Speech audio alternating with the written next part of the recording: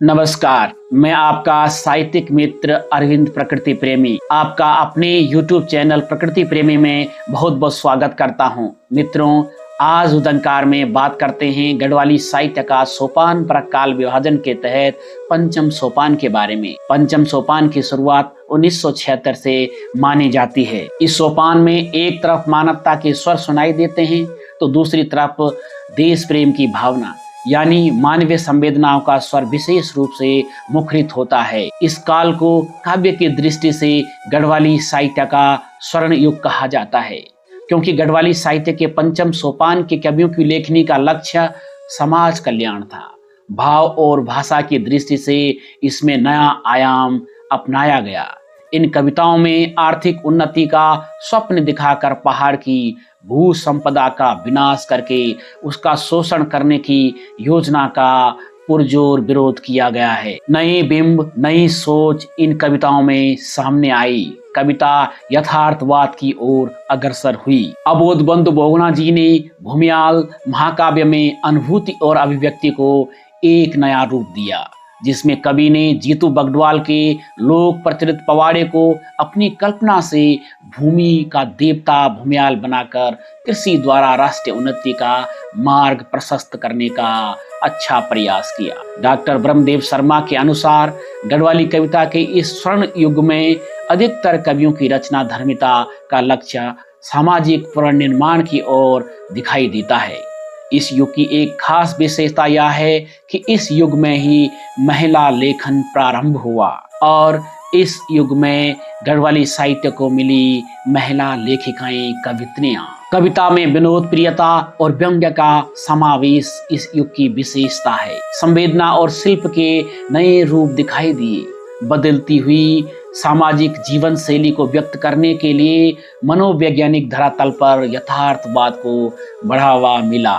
जिस प्रकार हिंदी साहित्य पर अंग्रेजी साहित्य का प्रभाव पड़ा, ठीक उसी प्रकार से गढ़वाली साहित्य पर भी पड़ा और हर प्रकार की रचनाओं का इस काल में सृजन हुआ। कविता छंद मुक्त होकर भी अपनी अभिव्यक्ति करने में सफल हुई। इस युग की कविताओं ने व्यक्ति और समाज की पीड़ा को बखूबी अपनी कविताओं के माध्यम से उकेरा। कविता और कहानी इस युग की विशेष उपलब्धियों में से एक हैं। इस युग में गढ़वाली में भी पत्रिकाएं प्रकाशित हुई।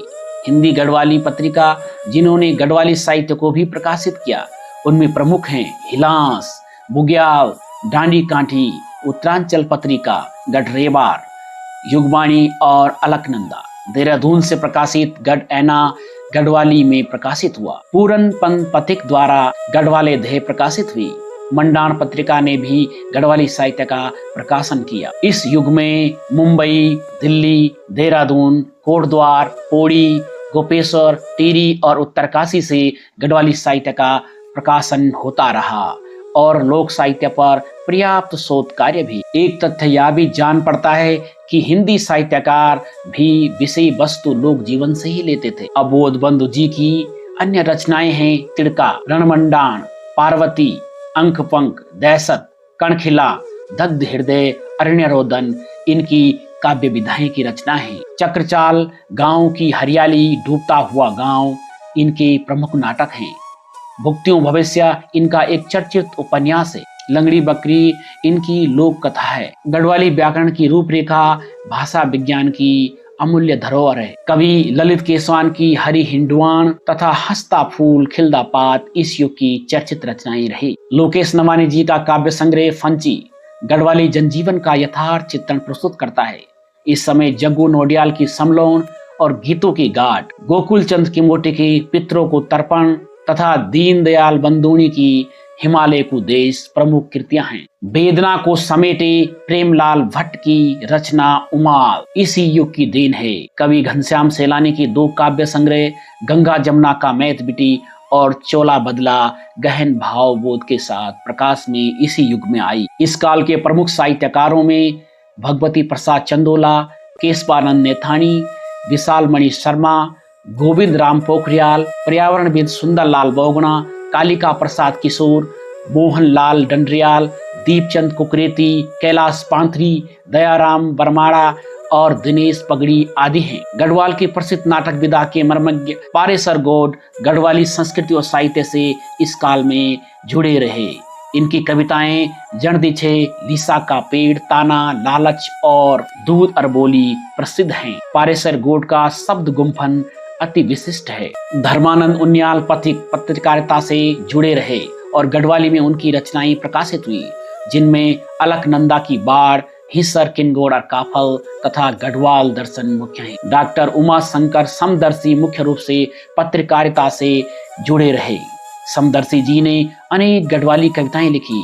गांव किले उजड़ना छे नामक उनकी कृति में जहां गांव की पीड़ा है, वहीं पीढ़ियों से जन्मे अंधविश्वास पर मीठे व्यंग्य किए हैं। वीरेंद्र पंवार की रचना इनमा कणके आण बसंत सुंदर कविताओं का संग्रह है। प्रसिद्ध लोक गायक नरेंद्र सिंह नेगी जी का गढ़वाली गीत संग्रह साल 1991 में कुचकंडी नाम से प्रकाशित हुआ। वे अपने गीतों में लुप्त प्राय शब्दों का प्रयोग करते हैं। उन्होंने गढ़वाली शब्द भंडार को गीतों के माध्यम से जनमानस तक पहुंचाया, आज भी पहुंचा ही रहे हैं। गढ़वाली की कुछ अन्य रचनाओं में कवित्री बीना बेंजवाल जी का काव्य संग्रह कमेड़ा का आखर, देवेंद्र प्रसाद जोशी जी की काव्य संग्रह काठी माओर से पहली, मालचंद्र मोला का बाजूबंद भी इसी काल की देन है। पार्वती अकलवर, सच्ची को पंचेती राज उपन्यास, रेमोड़ी कहानी संग्रह, कपाली को छमोट कविता संग्रह, खबदोलू नाटक संग्रह आदि हिंदी अंग्रेजी के विद्वान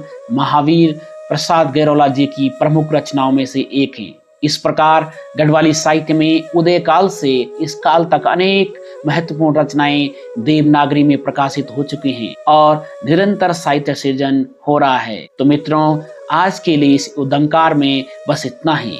मिलते हैं किसी और दिन एक नए उदंकार के साथ। तब तक के लिए धन्यवाद, नमस्कार।